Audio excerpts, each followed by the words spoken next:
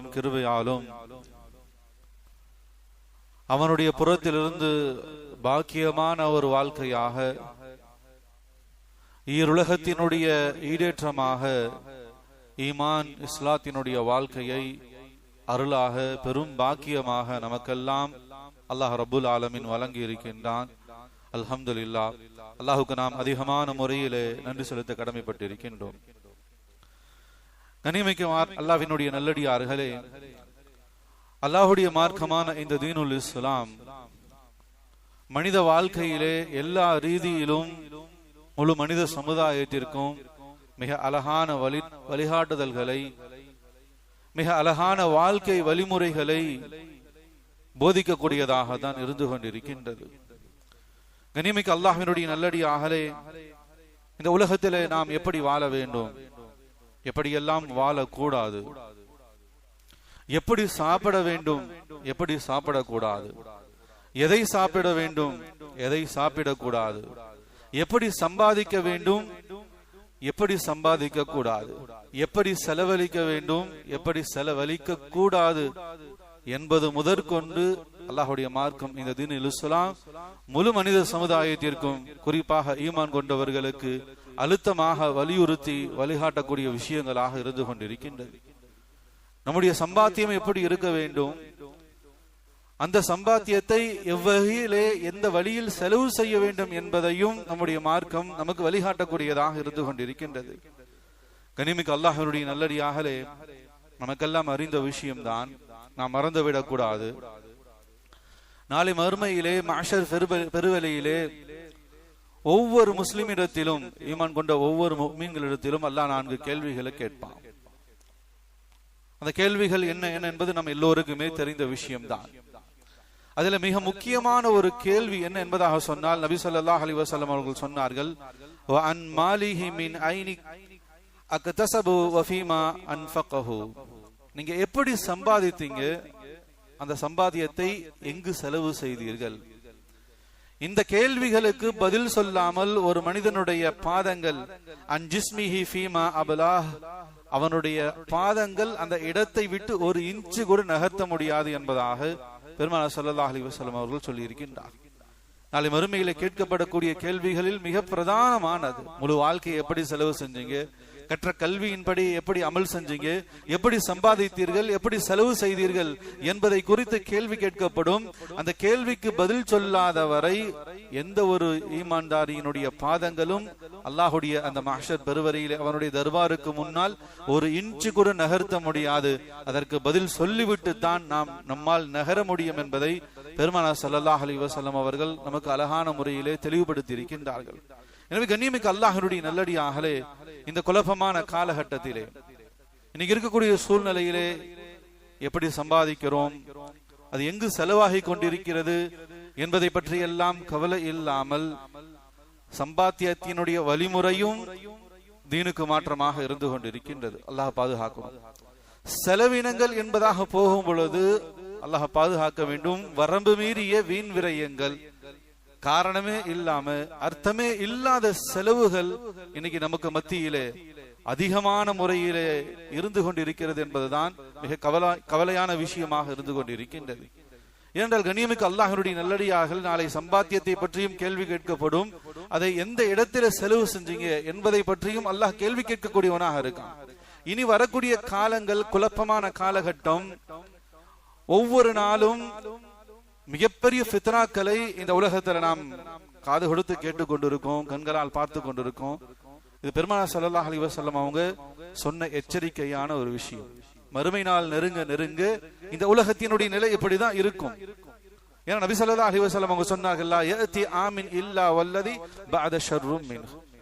இன்றைய நாளை விட, இன்றைய சூரியன் உதயமான இந்த நாளை விட நாளை நாள் இன்னும் சோதனையானதாக இருக்கும். நபி ஸல்லல்லாஹு அலைஹி வஸல்லம் அவங்க தங்களுடைய காலத்துல சொன்னாங்க, சஹாபாக்களுடைய காலத்துல சொன்னாங்க, கைருல் குரூன், இந்த உலகத்திலேயே ஆக சிறந்த பொற்காலத்துல இந்த வார்த்தையை சொன்னாங்க, லா யஅதி ஆமின் இல்லா வல்லதி பஅத ஷர்ரும் மின்ஹு.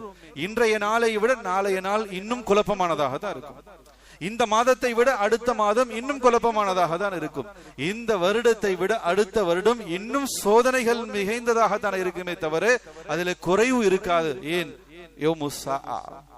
நாம கியாமத்தை நெருங்கி, மறுமை நாளை நெருங்கி, உலகத்தினுடைய அழிவு நாளை நெருங்கி பயணித்துக் கொண்டிருக்கக்கூடிய தருணத்துல நாளுக்கு நாள் இந்த நாளை விட அடுத்த நாள் இன்னும் பெரும் சோதனைக்குரிய நாளாக தான் இருக்கும்.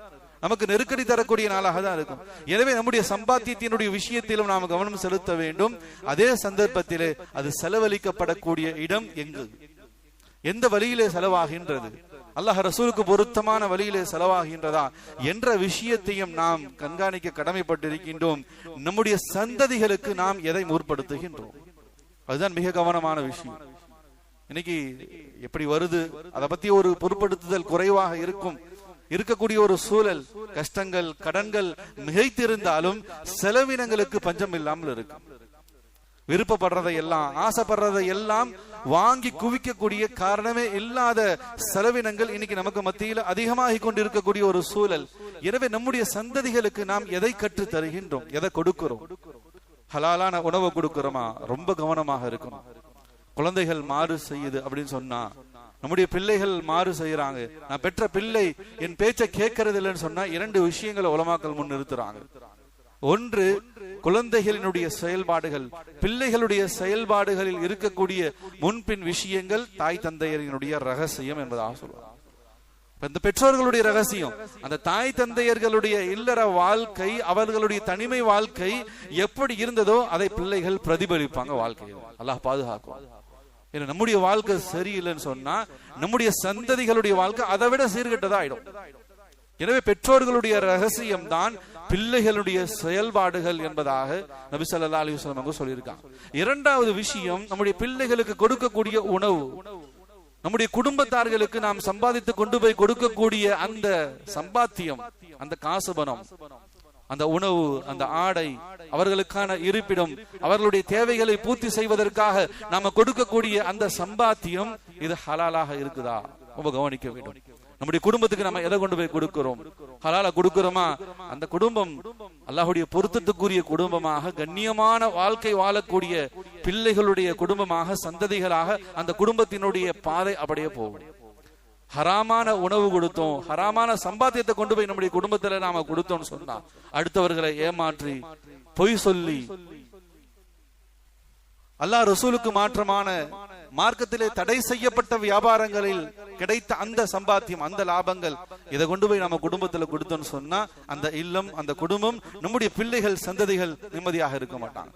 எனவே நம்முடைய குடும்பத்துக்கு எதை கொண்டு போய் கொடுக்கின்றோம், நம்முடைய பிள்ளைகளுக்கு எதை கொடுக்கின்றோம், அவர்களுக்கு எதை கற்றுக் கொடுக்கின்றோம், எதை பழக்குகின்றோம், எதை பழக்கப்படுத்துகிறோம் என்ற எல்லா விஷயத்திலும் நாம் அதீத கவனம் செலுத்தக்கூடிய ஒரு குழப்பமான காலகட்டத்தில் இருந்து கொண்டிருக்கின்றோம். இன்றைய நாளை விட நாளைய நாள் இன்னும் பெரும் ஃபித்னாவுக்குரிய நாள் என்பதாக பெருமானார் ஸல்லல்லாஹு அலைஹி வஸல்லம் அவங்க எச்சரிக்கை செஞ்சிருக்காங்க. எனவே கண்ணியமிக்க அல்லாஹ்வுடைய நல்லடியார்களே, நம்முடைய சம்பாத்தியத்திலே அதை செலவு செய்யக்கூடிய விஷயத்திலும் நாம் அதீத கவனம் செலுத்த கடமைப்பட்டிருக்கோம். ஏன்னா கண்ணியமிக்க அல்லாஹ்வுடைய நல்லடியார்களே, அல்லாஹ் ஜல்ல சுப்ஹானஹு வ தஆலா தன்னுடைய திருமறையில சுட்டி காட்டுகின்றான், அல்லாஹ்வுடைய அடியார்கள் வ இபாதுர் ரஹ்மான். அல்லாஹ் குர்ஆன்ல சூரத்துல் ஃபுர்கான்ல கடைசி ருக்கு என்பதாக சொல்றான். வரிசையாக அல்லாஹ் இந்த வார்த்தையை சொல்லிட்டு என்னுடைய அடியார்கள் யாருன்னு சொன்னா, இதற்கு கீழே சொல்லப்படக்கூடிய அந்த தன்மைகள் யாரிடத்தெல்லாம் இருக்கோ அவங்க எல்லாம் அல்லாஹ்வுடைய அடியார்கள், இபாதுர் ரஹ்மான். அல்லாஹ்வுடைய அடியார்கள் யார் என்றால் என்பதாக சொல்லி அல்லாஹ் வரிசையாக சொல்லி கொண்டு வருகின்றான். அதுல அல்லாஹ் ஒரு இடத்துல சொல்கின்றான், வல்லதீன இதா அன்ஃபகு லம் யுஸ்ரிஃபு வலம் யக்துரு வகான பைன ذلك கவாமா.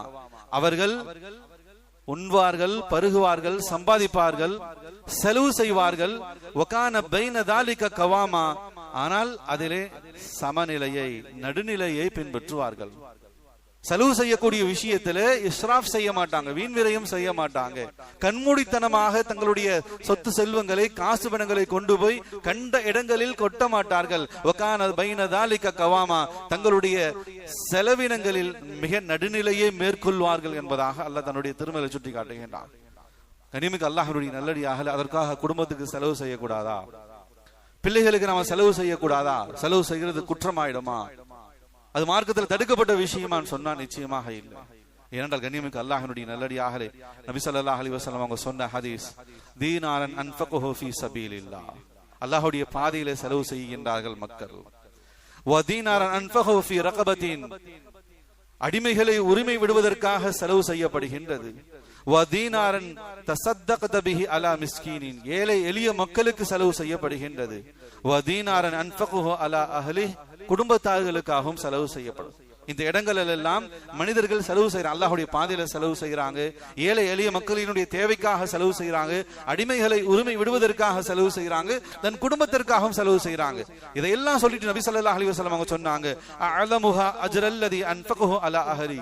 இந்த செலவினங்களிலேயே, அடியார்கள் செய்யக்கூடிய இந்த செலவினங்களிலேயே அலமு மிக சிறந்த உயர்ந்த மதிப்பான செலவு எது என்பதாக சொன்னால் அலா அஹ்லி, தன்னுடைய குடும்பத்திற்காக செலவு செய்யக்கூடிய அந்த செலவு என்பதாக பெருமானார் ஸல்லல்லாஹு அலைஹி வஸல்லம் சொன்னார். இங்க நம்ம கவனிக்க வேண்டும், அல்லாஹ்வுடைய பாதை, தீனுக்காக, தீனுடைய தேவைகளுக்காக செலவு செய்யறதை பத்தி நபி அவங்க சொல்றாங்க. இது எல்லாவற்றை விட ஒரு அடியான் செலவு செய்யக்கூடிய அந்த செலவினங்களில் அல்லாஹ்வுக்கு பிரியமானது, தீன்ல உயர்ந்த செலவு எது என்பதாக சொன்னால் அலமுஹா அஜ்ரல்லதி அன்ஃபகு அலா அஹ்லிக், தன்னுடைய குடும்பத்தார்களுக்காக, குடும்ப தேவைக்காக செலவு செய்யக்கூடிய அந்த செலவுதான் ஆக சிறந்தது. தன்னுடைய குடும்பத்திற்காக செலவு செய்யக்கூடிய அந்த செலவுக்கு அல்லாஹ்விடத்திலே நன்மை இருக்கிறது என்பதாக நபி ஸல்லல்லாஹு அலைஹி வஸல்லம் சொன்னாங்க. குடும்பத்துக்கு செலவு செய்யறதுல, பிள்ளைகளுக்கு, மனைவி மக்களுக்கு செலவு செய்யறதுல எந்த விதமான குற்றமும் இல்லை, அதுல எந்தவித தடையும் விதிக்கல. மாறாக செலவுகளிலேயே ஆக உயர்ந்த செலவு என்பதாக நபி ஸல்லல்லாஹு அலைஹி வஸல்லம் சொல்லியிருக்காங்க. ஆனா அதே சந்தர்ப்பத்திலே வீண் பகட்டுக்காக, பெருமைக்காக, ஆடம்பரத்திற்காக அனாவசியமான செலவுகளை நம்முடைய குடும்பம் இழுத்து வருகிறது என்பதாக சொன்னார். தன்னுடைய மனைவியோ, தன்னுடைய மக்களோ, பிள்ளைகளோ அனாவசியமான வீண் பெருமைக்காக, நான் யாருன்னு காட்டணும், என்னுடைய செல்வம் என்ன, எவ்வளவு பெரிய நான் சம்பாத்தியம், எவ்வளவு பெரிய செல்வந்தன், அல்லாஹ் பாதுகாக்கணும். இன்னைக்கு நிச்சயதார்த்தம் நடத்தக்கூடிய செலவுகள்ல அல்லாஹ்வுடைய பெரிய கிருபையில 10 நிக்கா முடிச்சிடலாம். அவ்வளவு வீண் விரயமாகுது. பத்திரிக்கை, யாரும் தப்பா நினைச்சுக்க வேணாம், பத்திரிக்கை அடிக்கக்கூடிய அந்த விஷயத்துல இந்த உம்மத்துடைய செல்வம், அல்லாஹ் அக்பர், எவ்வளவு செலவாகுது. ஒரு பத்திரிக்கை 50 ரூபா 100 ரூபா வரைக்கும் காஸ்ட், 5000 பத்திரிக்கை வரைக்கும் அடிக்கிறாங்க செல்வந்தர்கள். அப்ப அதனுடைய காஸ்ட் எத்தனை லட்சங்கள். எத்தனையோ குமுறுகள் கரை சேராம இருந்துகிட்டு இருக்காங்க, எத்தனையோ வாலிபர்கள் படிப்பதற்கு வசதி இல்லாம இருந்துகிட்டு இருக்காங்க, எவ்வளவு ஏழைகள் இருந்துகிட்டு இருக்காங்க. அவங்களுக்காக செலவு செய்யலாம். ஒரு முன்மாதிரியாக கேரளாவில் இருக்கக்கூடிய ஒரு செல்வந்தர், முஸ்லிம் தான், அவர் செல்வந்தர் தான், தன்னுடைய மகளுடைய கல்யாணத்தை சிறப்பா நடத்தினார். ஆனா அதுல ஒரு பெரிய ஆச்சரியம் என்னன்னு சொன்னா, தன்னுடைய மகளுடைய நிக்காவோடு சேர்த்து அந்த ஊர்ல இருக்கக்கூடிய ரொம்ப ஏழ்மையாக இருக்கக்கூடிய அந்த பெண்ணுக்கும், தன்னுடைய மகளுக்கு என்ன நகை, எத்தனை பவுன், 50 பவுன் போட்டாரா, அந்த ஏழை பவுன் அந்த பெண்ணுக்கு 50 பவுன், தன்னுடைய மகளுக்கு என்னென்ன செஞ்சாரோ அத்தனையும் அந்த ஊர்ல இருக்கக்கூடிய ரொம்ப ஏழ்மையில் இருக்கக்கூடிய, நிக்கா செய்வதற்கான அடிப்படை வசதி கூட இல்லாத ஒரு குடும்பத்தை தேர்ந்தெடுத்து அந்த குடும்பத்தில் இருக்கக்கூடிய ஒரு ஏழை குமரை தன்னுடைய மகளோடு சேர்த்து ஒரே மேடையில வைத்து நிக்கா செய்து கொடுத்தான். தன் மகளுக்கு என்னெல்லாம் செஞ்சாரோ அந்த ஏழை குமருக்கும் செஞ்சு கொடுத்தான். எனவே செலவு ஒரு பக்கம் அதிகமாக இருந்தாலும், ஆனால் ஒரு முன்மாதிரியான விஷயம், தங்களுடைய செலவுகளில் ஏழை எளிய மக்களையும் சேர்த்தான். நல்லோர்களுக்காகவும் இல்லாதப்பட்டவர்களுக்காகவும் செலவுகள் செய்யப்பட்டது. எனவே குடும்பத்துக்காக செலவு செய்யறதுனாலும் வீண் விரயமாக, பகட்டுக்காக, ஆடம்பரமாக நம்முடைய செலவினங்கள் அமைந்து விடக்கூடாது என்பதிலே மார்க்கம் ரொம்ப எச்சரிக்கையாக இருந்து கொண்டிருக்கின்றது. அல்லாஹ் குர்ஆன்ல சொல்கின்றான், குலு வஷ்ரபு வலா துஸ்ரிஃபு, நீங்கள் உண்ணுங்கள், பருகுங்க, சாப்பிடுங்க, தாராளமா சாப்பிடுங்க. குடும்பத்துக்கு என்னென்ன தேவைகளோ அது அனைத்தையும் வாங்கி கொடுங்க, அதுல எந்த தப்புமே கிடையாது. குடும்பத்துக்காக, அவங்களுடைய வசதி வாய்ப்புகளுக்காக, அவர்களை நல்ல விதமாக சந்தோஷமாக நிம்மதியாக வைத்துக்கிறதுக்காக நீங்க என்ன செலவு செய்தாலும் அதுல எந்த குற்றம் இல்லை. அல்லாஹ் தெளிவாக சொல்கின்றான், யா பனி ஆதம குது ஸீனத்தகும் இன்த குல்லி மஸ்ஜிதின் வகுலு வஷ்ரபு வலா துஸ்ரிஃபு இன்னஹு லா யுஹிப்புல் முஸ்ரிஃபின். ஆனா வீண் விரயம் செஞ்சிராதீங்க, வீணாக்கிடாதீங்க. எந்த அளவுக்கு நபி ஸல்லல்லாஹு அலைஹி வஸல்லம் அவங்க இந்த விஷயத்துல நமக்கு வழிகாட்டி இருக்காங்க சொன்னா, ஒருத்தர் வீடு கட்டுறார், வீட்டுல ஆண்கள் இருக்காங்க, ஆண்களுக்கான ஒரு அறை, ஆண் பிள்ளைக்கு ஒரு அறை, பெண் பிள்ளைக்கு ஒரு அறை, கணவன் மனைவிக்கு ஒரு அறை, வீட்டுல தன்னுடைய தாய் தந்தையர்கள் இருக்காங்க, அவங்களுக்காக ஒரு அறை, அவங்களுக்காக ஒரு ரூம் கட்டுறார். வரக்கூடிய விருந்தாளிகள் அவங்க வந்து தங்கணும், அதுக்கு ஒரு ரூம் அல்லது 2 ரூம் தேவை, தாராளமாக கட்டி கொள்ளுங்க. ஆனால் விரயமாக, எந்த பயனும் இல்லாமல், எந்த பிரயோஜனம் இல்லாமல் கட்டப்படக்கூடிய ஒரு அறை, அது இஸ்ராஃப். அதுல ஷைத்தானுடைய பங்கு. அங்க போய் ஷைத்தான் தான் தங்குவான்னு சொன்னாங்க. அல்லாஹ் பாதுகாக்கும். தன் குடும்பத்துக்காக, குடும்ப தேவைக்காக, வரக்கூடிய விருந்தாளிகளுக்காக கட்டப்படக்கூடிய அறைகள் அது ஹலால். அதில் அல்லாஹ்வுடைய பரக்கத் இருக்கின்றது. மிதம் மிஞ்சியதாக எந்தவித தேவையும் இல்லாமல் ஒரு மாடியை தூக்கி மேல கட்டுறது, வாடகைக்கு விட்டா பரவாயில்ல, வெறுமனே கட்டப்பட்டு அப்படியே பூட்டப்பட்டு கிடக்கின்றது. அல்லாஹ் பாதுகாக்கணும். நபி அவங்க சொன்னாங்க, இது இஸ்ராஃப், இது விரயம். இந்த இடம் சைத்தானுக்குரிய இடம், இதுல சைத்தானுக்கு பங்கு போகின்றது. வீட்டுல இருக்கக்கூடிய பெட்ஷீட், படுக்கை விரிப்பு, போர்த்தி கொள்ளக்கூடிய போர்வை, தலையணை, யாராருக்கு என்ன தேவையோ அது இருக்கட்டும். அதை மீறி மிதமிஞ்சியதாக விருந்தாளிகளுக்காக, அவங்களுக்காக இருக்கட்டும். அதை தாண்டி வீணாக அறைகளிலோ இடங்களிலே வைக்கப்பட்டிருக்கக்கூடிய அந்த போர்வையும் தலையணையும் அது சைத்தானுக்குரியதுன்னு சொன்னாங்க. எங்கெல்லாம் வீண் விரயமாக காசோ பணமோ பொருட்களோ செலவாகின்றதோ அல்லாஹ் பாதுகாக்கணும். அது அனைத்தும் ஷைத்தானுக்குரியது. இன்னல் முபத்திரீன கானு இஹ்வான ஷயாத்தீன். வீண் விரயம் செய்யக்கூடியவன் ஷைத்தானுடைய சகோதரர்கள் என்பதாக நபி அல்லாஹ் ஜல்ல சுப்ஹானஹு வ தஆலா தன்னுடைய திருமறையில் சுட்டி காட்டுகின்றார். கண்ணியமிக்க அல்லாஹ்வுடைய நல்லடியார்களே, குடும்பத்தார்களுக்காகவோ நம்முடைய சொந்த பந்தங்களுக்காகவோ செலவு செய்யக்கூடிய விஷயத்திலே மார்க்கம் எந்த தடையும் விதிக்கல. ஆனால் மாறாக வீண் விரயமாக பிரயோஜனமற்ற வீண் விரய செலவுகளை அதை மார்க்கம் முழுக்க முழுக்க வன்மையாக கண்டிக்கின்றது. அது தண்டனைக்குரிய விஷயமாக, அது அல்லாஹ்விடத்தில் மிகப்பெரிய கேள்விக்குரிய விஷயமாக ஆகும் என்பதாகவும் அல்லாஹ் ரசூல் நமக்கு தெளிவான முறையிலே விளக்கி இருக்கின்றார்கள். கடுமையான கஷ்டகாலம். அது அபூ ஹுரைரா ரலியல்லாஹு தஆலா அவங்க தங்களுடைய வாழ்க்கையை பத்தி சொல்றாங்க. இந்த தீனினுடைய ஹதீஸை பெருங்கொண்ட அமைப்பை இந்த சமுதாயத்துக்கு கொண்டு வந்து சேர்த்ததுல ஹஜ்ரத் அபூ ஹுரைரா ரலியல்லாஹு தஆலா அவங்க முதல் இடத்துல இருக்காங்க. ஆனா ஆரம்ப காலம் ரொம்ப சிரமமான ஏழ்மையான சூழ்நிலை, கடுமையான பசியில இருந்தேன். அபூ ஹுரைரா ரலியல்லாஹு தஆலா சொல்றாங்க. அந்த பசியில ஒரு பெரிய நீண்ட நெடிய சம்பவம், மைய கருத்தை சொல்றேன். அந்த பசியில நீண்ட நெடிய நேரத்துக்கு பிறகு நபி ஸல்லல்லாஹு அலைஹி வஸல்லம் அவங்களோட சஹாபாக்கள் அபூபக்கர் ரலியல்லாஹு தஆலா, உமர் ரலியல்லாஹு தஆலா அவங்களோட சேர்ந்து ஒரு அன்சாரி வீட்டுல போய் கொஞ்சம் உணவு சாப்பிடுறாங்க. ஒரு பேரிச்சம்பளம், ஒரு சின்ன ரொட்டி சாப்பிடுறாங்க. இதை சாப்பிட்டுட்டதுக்கு அப்புறம் நபி அவங்க சொன்ன வார்த்தை தான் நம்ம கவனிக்கணும். சும்ம லதுஸ்அலுன்ன யௌமஇதின் அனின் நஈம். இப்போது நீங்க சாப்பிட்டீங்களே இந்த உணவு, நீண்ட நாட்களுக்கு பிறகு சஹாபாக்களுடைய வாழ்க்கை, நாயகம் ஸல்லல்லாஹு அலைஹி வஸல்லம் வாழ்க்கை எடுத்து பார்த்தா பல நாட்கள் 3 நாள் 4 நாள் பட்டினியாக இருந்திருக்காங்க, உணவு இல்லாம. அப்படி பல நாட்களுக்கு பிறகு கிடைத்த ஒரு உணவு ஒரு அன்சாரி சஹாபி வீட்டுல கிடைக்குது. அதை சாப்பிட்ட பிறகு நபி அவங்க சொன்னாங்க, சும்ம லதுஸ்அலுன்ன யௌமஇதின் அனின் நஈம். இந்த நிஅமத்துக்கு நீங்க அல்லாஹ்விடத்துல பதில் சொல்லணும்னு சொன்னாங்க. அல்லாஹ் அக்பர். கனிமிக்க அல்லாஹ்வுடைய நல்லடியார்களே, பட்டினியில கடும் பசியில கிடைத்த அந்த உணவுக்கே அல்லாஹ்விடத்துல அந்த நியமத்துக்கு நன்றி செலுத்தணும் என்பதாக சொல்லி நபி ஸல்லல்லாஹு அலைஹி வஸல்லம் சொல்லியிருக்காங்கன்னா, இன்னைக்கு வீணாக விரயமாக நம்முடைய வாழ்க்கையில, குடும்பத்தில, பிள்ளைகளுக்காக நாம் செலவு செய்யக்கூடிய அந்த காசு பணங்களுக்கு அல்லாஹ்விடத்துல என்ன பதில் சொல்ல முடியும்? அதனால நான் ஆரம்பத்துல சொன்னேன், நாளை மறுமையில கேட்கப்படக்கூடிய மிக முக்கிய கேள்வி, எப்படி சம்பாதிச்சீங்க, அதை கொண்டு போய் எங்க செலவு செஞ்சீங்க? அல்லாஹ்விடத்துல கேள்வி கேட்கப்படும். அல்லாஹ்வே அந்த கேள்வி கேட்பான். அந்த கேள்விக்கு பதில் சொல்லாம பாதங்கள் நகரால். கனிமிக்க அல்லாஹ்வுடைய நல்லடியார்களே, நம்முடைய செலவினங்களுடைய விஷயத்திலே நாம் நம்முடைய குடும்பத்துக்கு செலவு செய்தாலும் அது எப்படி செலவாகிறது, எந்த வழியில செலவாகிறது, எந்த விஷயத்துக்காக செலவாகிறது? ஆகமான பொருளா, தேவையான பொருளா, தேவையான விஷயமா, இல்ல ஆடம்பரமா? எதுக்கு வாங்குறன்னு தெரியாம பல பேர் பல பொருளை வீட்டுல வாங்கி வச்சிருக்கோம். அல்லாஹ் பாதுகாக்கும். எதுக்கு வாங்கணும்னே தெரியாது, ஆனா வாங்கி வச்சிருப்பாங்க. இப்படிப்பட்ட விரயங்களை மிக கடுமையாக மார்க்கம் எச்சரிக்கின்றது. வீண் விரயம் எங்கு செய்யப்படுகின்றதோ அங்கு பரக்கத்து நீங்கும். எந்த வீட்டுல யாருடைய சம்பாத்தியத்துல, ஹராமான சம்பாத்தியத்துல அல்லாஹ்வுடைய உதவி இருக்காதுன்னு இல்ல, ஹலாலா தான் சம்பாதிக்கிறார், ஆனா காசை போய் வீணான விஷயத்துல செலவு செய்யறாரு சொன்னா அவருடைய சம்பாத்தியத்துல முதல்ல பரக்கத்தை அல்லாஹ் எடுத்துருவான். இரண்டாவது சொன்ன விஷயம் தான் மிக எச்சரிக்கையான விஷயம், அந்த நியாமத்தும் பறிக்கப்பட்டு.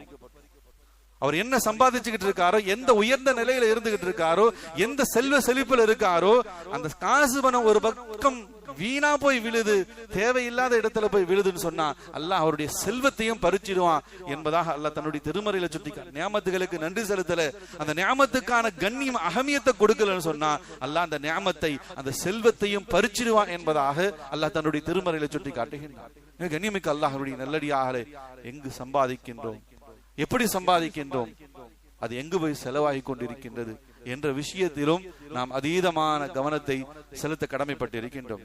கண்ணியமிக்க அல்லாஹ்வினுடைய நல்லடியார்களே, இன்றைக்கு நுகர்வு கலாச்சாரம், பார்த்ததையெல்லாம் பர்ச்சேஸ் செய்யுங்க, கண்ணில் எதெல்லாம் பார்க்கிறோமோ அதையெல்லாம் வாங்குங்க அப்படின்ற ஒரு மனோநிலையிலே மக்கள், மிகுதியான மக்கள் போயிட்டாங்க.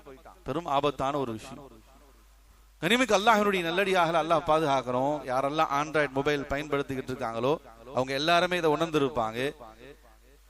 நாம் நம்மை புரிந்து வைத்ததை விட, என்னை பத்தி நான் புரிஞ்சுக்கிட்டதை விட என்னுடைய மொபைல் என்னை விட அதிகமாக புரிஞ்சு வச்சிருக்கு. யாரெல்லாம் ஆண்ட்ராய்டு மொபைல் யூஸ் பண்ணிட்டு இருக்காங்களோ அவங்க எல்லாத்துக்கும், யாரெல்லாம் சோசியல் மீடியால வலைதளங்கள்ல பயன்பாட்டில் இருந்துகிட்டு இருக்காங்களோ அவங்க எல்லாத்துக்குமே தெரியும், தன்னை பத்தி தான் விளங்கினதை விட தன்னுடைய மொபைல் என்ன ரொம்பவும் அப்சர்வ் பண்ணி வச்சிருக்கு, ரொம்பவும் விளங்கி வச்சிருக்கு. ஏன்னா என் மனசுல சில நேரங்கள்ல சொர்க்கத்தினுடைய அந்த அழகான ரம்யமான சூழ்நிலை நபி அவங்க சொல்லியிருக்காங்க. சொர்க்கத்துல நம்ம மனசுல நினைச்சதெல்லாம் நடக்கும். ஒரு பறவை பறந்துகிட்டு இருக்கும், ஒரு புறா பறந்து போ, அது எந்த ரூபத்துல நமக்கு உணவா கிடைக்கணும் மனசுல நினைச்சா அது என்ன செய்யும், நம்முடைய டேபிள்ல இருக்கும், நம்ம டைனிங் ஹால்ல இருக்கும். நபி அவங்க சொன்னாங்க. இன்னைக்கு அது போலதான் நாம மனசுல நினைக்கிறது, எதை வாங்கணும் அப்படின்னு நம்ம மனசுல நினைக்கிறோமோ அதெல்லாம் மொபைல்ல நமக்கு முன்னாடி கொண்டு வந்து காட்டப்படும். நம்ம மனசுல என்ன நினைக்கிறோம், யாரோட பேசுறோம், எங்க போறோம், எங்க வரோம், ஹாஸ்பிட்டல் போறாரா, ஷாப்பிங் போறாரா, என்ன சாப்பிட்டார், இவர் என்ன விரும்புறார், நாம என்ன அதிகமா விரும்புறோம், இது எல்லாத்தையுமே நம்மை விட நம்முடைய மொபைல் அதிகமாக நுகர்ந்து கொண்டிருக்கு. நம்மை விட சோசியல் மீடியாக்கள் நம்மை அதிகமாக நுகர்ந்து கொண்டிருக்கு, நம்மளை அதிகமாக புரிஞ்சு வச்சுக்கிட்டு இருக்கு. எனவே இங்க என்ன ஃபித்னா என்பதாக சொன்ன அல்லாஹ் பாதுகாக்கணும். பார்க்கிறத எல்லாத்தையும் ஆசைப்பட்ட எல்லாத்தையும் அலமாரியில ஏத்து. இப்படிப்பட்ட ஒரு சூழல்ல தான், ஒரு குழப்பமான காலகட்டத்துல தான் நாம வாழ்ந்து கொண்டிருக்கின்றோம். இது மிகப்பெரிய நஷ்டத்துல கொண்டு போய் விட்டோம். வரக்கூடிய எதிர்கால சூழ்நிலைகள் ஒவ்வொரு நாளும் நபி ஸல்லல்லாஹு அலைஹி வஸல்லம் அவங்க சொன்னது போல இன்றைய நாளை விட நாளைய நாள் இன்னும் ஃபித்னா தான் இருக்கும். நமக்கான சோதனைகள் குறையாது. ஏன்னா ஆகிரு ஸமானா, இந்த உலகத்தினுடைய இறுதி சமுதாயமாக இருக்கும். மறுமை நோக்கி இந்த பயணத்துல இந்த நாளை விட நாளைய நாள் இன்னும் கடுமையான சோதனை தான். இந்த வருஷத்தை விட அடுத்த வருஷம் சரியாயிடுமா, இல்ல, இதை விட இந்த வருஷத்துல சந்திச்சதை விட இன்னும் 100 மடங்கு சோதனைகளும் ஃபித்னாக்களும் குழப்பங்களும் நெருக்கடிகளும் அழுத்தங்களும் அதிகமாக தான் இருக்கும் என்பதாக பெருமானார் ஸல்லல்லாஹு அலைஹி வஸல்லம் அவங்க நம்மளை எச்சரிக்கை செஞ்சிருக்காங்க. எனவே கண்ணியமிக்க அல்லாஹ்வினுடைய நல்லடியார்களே, செலவு செய்யக்கூடிய விஷயத்துல நாம் அதீதமான கவனத்தை செலுத்த கடமைப்பட்டிருக்கோம்.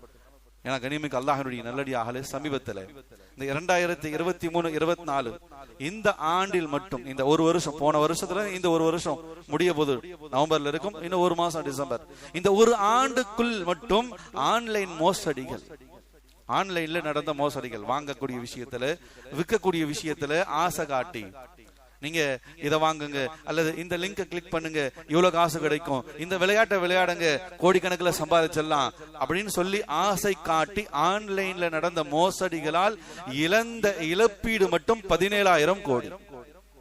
சைபர் கிரைம் அவங்க தான் இதை ஆய்வு செஞ்சு வெளியிட்டு இருக்காங்க. கடந்த ஒரு ஆண்டுல மட்டும் ஆன்லைன்ல நடந்த மோசடிகளால் இழந்த இழப்பு 17,000 கோடி ரூபாய். காரணம் என்ன என்பதாக சொன்னா, ஆடம்பர வாழ்க்கைக்கு ஆசைப்பட்டு இந்த துன்யாவுல உயர்ந்த வாழ்க்கையை வாழணும், ரொம்ப ஆடம்பரமா வாழணும் அப்படின்ற அந்த வாழ்க்கைக்கு ஆசைப்பட்டு ஏமாறுறாங்க. வேற ஒண்ணுமே இல்லை. 2 பேருடைய கான்செப்ட் ஒண்ணுதான், இந்த துன்யா மேல இருக்கக்கூடிய பெரிய மோகம். கண்ணியமிக்க அல்லாஹ்வுடைய நல்லடியார்களே, அபு உபைதா பின் ஜர்ராஹ் ரலியல்லாஹு தஆலா ஒரு சிறந்த சஹாபி. நபி ஸல்லல்லாஹு அலைஹி வஸல்லம் காலத்திலேயே பஹ்ரைனுக்கு அவங்கள ஜிஸியாவுடைய வரியை, காப்பு வரியை வசூல் செய்து வருவதற்காக பெருமானார் ஸல்லல்லாஹு அலைஹி வஸல்லம் அவங்க அனுப்பி வச்சாங்க.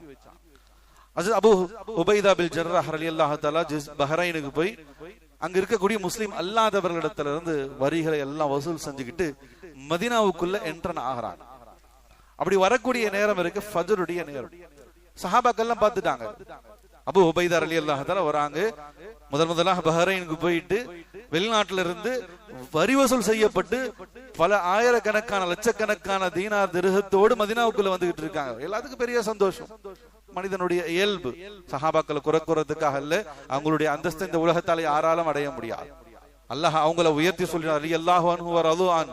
அவர்களை குறை சொல்லக்கூடிய நாவு அழிவு போயிடும், அல்லாஹ் பாதுகாக்கும். அவங்களுடைய உயர்ந்த அந்தஸ்து இங்க அல்லாஹ் ரசூல் நமக்கு படிச்சு கொடுக்குறாங்க. இந்த துன்யாவை எப்படி பார்க்கணும் அப்படின்றத நமக்கு விளக்கி தராங்க. எனவே அபு உபைதா ரலியல்லாஹு தஆலா மதீனாவுக்குள்ள வராங்க. சஹாபாக்கள் பார்க்கறாங்க. ஏன்னா ஏழ்மையான சூழல், பல நாட்களாக பட்டினி, எந்த வசதி வாய்ப்புகளும் இல்லை, பல ஆண்டுகளாகவே ஏழ்மை சூழ்நிலையில வறுமையான நிலைகள்ல தான் சஹாபாக்களுடைய வாழ்க்கை நகர்ந்துகிட்டு இருக்க முதல் முறையாக வெளிநாட்டுக்கு சென்று பஹ்ரைன்ல இருந்து வரி வசூல் செய்து கொண்டு அபு உபைதா ரலியல்லாஹு தஆலா லட்சக்கணக்கான தீனாரோடு உள்ள வராங்க. இது எல்லாத்துக்கும் சந்தோஷம். கொஞ்சம் காசு கிடைக்க போகுது, நம்முடைய வாழ்க்கை நிலை கொஞ்சம் மாற போகுது. சஹாபாக்களுடைய அனைவர்களுடைய முகத்திலும் ஒரு முகமலர்ச்சி இருந்துச்சு. அது கரெக்டா ஃபஜருடைய நேரம், அவங்க வராங்க. ஃபஜருடைய தொழுகைக்காக இக்காமத் சொல்லப்பட்டுச்சு. நபி அவங்க முஸல்லாக்கு போனாங்க. ஃபஜர் தொழுகை நடக்குது. ஃபஜர் தொழுகை நடந்து முடிஞ்ச உடனே ஃபஜருக்கு முன்னாடியே அபூ உபைதா வந்துட்டான்ற தகவல் நபிக்கு சொல்லணும்னு சொல்லி சஹாபாக்கள் முயற்சி செஞ்சாங்க. ஆனா நேரம் இல்லை, சில வினாடி துளிகள் தான் இருந்துச்சு. காமத் சொல்லப்பட்ட நபி அவங்க ஃபஜருக்கு போயிட்டாங்க. தொழுகை முடிந்த உடனே நபி அவங்க தொழுகை முடிச்சு திரும்பி தான் உட்காருவாங்க. நபி அவங்களுக்கு சஹாபாக்கள் சைகினை செய்யறாங்க, அபூ உபைதா வந்துட்டாங்க. ஆயிரக்கணக்கான லட்சக்கணக்கான தீனார் திரகத்தை எடுத்துக்கிட்டு அபூ உபைதா ரலியல்லாஹு தஆலா அவங்க மதீனாவுக்கு வந்துட்டாங்க யா ரசூலுல்லாஹ் அப்படின்றத தகவல் சைக்கினையால் சஹாபாக்கள் செய்யறாங்க. காசு பணத்தை கொண்டு வந்திருக்கார். நபி அவங்கள விளங்கிட்டாங்க. சரி, தொழுகையினுடைய அமல்கள் எல்லாம் முடிஞ்சிருச்சு. முடிஞ்சதுக்கு அப்புறம் சஹாபாக்களை பார்த்து சொன்னாங்க, எல்லாரும் மகிழ்ச்சியில் இருக்கீங்க, பலக்கு எல்லாரும் ரொம்ப சந்தோஷத்துல இருக்கீங்க, ஒரு பெரிய வரவு வந்திருக்கு அப்படின்ற அந்த மகிழ்ச்சி உங்கள் எல்லோரிடத்திலும் இருப்பதை நான் பாக்குறேன். உங்க எல்லாத்துக்குமே நல்ல செய்தி இருக்கு, பலக்கு நல்ல ஒரு சூழல் இருக்குது அப்படின்றத உங்களுடைய செய்கினை, உங்களுடைய முகத்தை பார்த்தாவே நான் புரிஞ்சுக்கிட்டேன் அப்படின்னு சொல்லி நபி அவங்க சொன்னாங்க. என்னுடைய அருமையான தோழர்களே, கவனமாக கேளுங்க. ஃபவல்லாஹி, அல்லாஹ்வின் மீது சத்தியமாக, மல் ஃபக்ர் அக்ஷா அலைக்கும், நீங்க எல்லாம் ஏழையா இருக்கீங்க, காசு பணம் இல்ல, 3 நாள் 3 மாசமா பட்டினியா கிடக்குறீங்க. நபி ஸல்லல்லாஹு அலைஹி வஸல்லம் வீடு அப்படிதான் இருந்துச்சு. ஆயிஷா ரலியல்லாஹு சொல்றாங்க, 3 பிறைகளை பார்த்துருவோம், வீட்டுல அடுப்பு எரியாது. என்ன உணவு? வெறும் பேரிச்சம்பழமும் தண்ணீரும் மட்டும்தான். இன்னும் நபி ஸல்லல்லாஹு அலைஹி வஸல்லம் சஹாபாக்களை பார்த்து சொல்றாங்க, நீங்க எல்லாம் ஏழ்மையில இருக்கீங்க, வறுமையில இருக்கீங்க, சிரமத்துல இருக்கீங்க, கஷ்டப்பட்டு இருக்கீங்க. இந்த நிலையை கண்டு நான் பயப்படவே இல்லை. அல்லாஹ் மீது சத்தியமாக, வல்லாஹி அல் ஃபக்ர அக்ஷா அலைக்கும், உங்களுடைய ஏழ்மையை கண்டு நான் ஒருபோதுமே பயப்படல. இதனால இந்த ஏழ்மை உங்களை எதையாச்சும் செஞ்சிருமா? வசதி வாய்ப்பு இல்லாம கஷ்டப்பட்டு இருக்கீங்க, இதனால நீங்க ஈமான் இழந்துருவீங்களா? இதனால ஏதாச்சும் உங்களுடைய மார்க்கத்துல அல்லாஹ்வுடைய இறை கட்டளை, என்னுடைய சுன்னத்துகளை பின்பற்றக்கூடிய விஷயத்துல உங்களுக்கு ஏதாச்சும் பாதிப்பு ஏற்படுமான்னு சொன்னா நிச்சயமாக எந்த பாதிப்பும் ஏற்படாது. அதுல எனக்கு எந்த பயமும் இல்லை. ஃபவல்லாஹி மல் ஃபக்ர அக்ஷா அலைக்கும். ஆனா நபி ஸல்லல்லாஹு அலைஹி வஸல்லம் வலாகின் அக்ஷா அலைக்கும், எனக்கு பயம் என்ன தெரியுமா? அன் துப்ஸத அலைக்கும் துன்யா, இந்த துன்யா உங்களுக்கு அதிகமாக கிடைச்சிருமோன்றத பயம் தான். இந்த துன்யா அதிகம் வந்துருச்சுன்னு சொன்னா, காசு பணம் கையில அதிகமா ஆயிடுச்சுன்னு சொன்னா, உங்களை அந்த காசு பணம் வழி எடுத்துருமோ, அந்த பயம் தான் எனக்கு அதிகமா இருக்குன்னு சொன்னாங்க. அல்லாஹ் அக்பர்.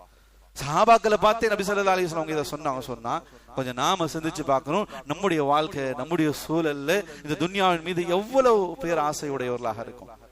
அதை வாங்கிடணும், இதை வாங்கிடணும், அதை செஞ்சிடணும், இதை செஞ்சிடணும். கனிமிக்கு அல்லாஹ்வுடைய நல்லடியாக குடும்பத்துக்காக செலவு செய்யறதுல எந்த தப்பும் இல்லை. ஆனா அதுல வரம்பு மீறிய செலவுகளாக ஆயிடக்கூடாது.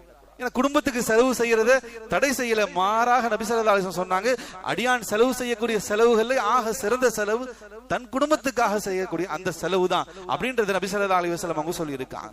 எனவே கனிமிக்கு அல்லாஹ்வுடைய நல்லடியாகலே இந்த துன்யாவினுடைய அந்த மோகம் நம்மள ஈமான இலக்க செஞ்சிரும், அல்லாஹ்வை மறக்கடிக்க செஞ்சிரும்.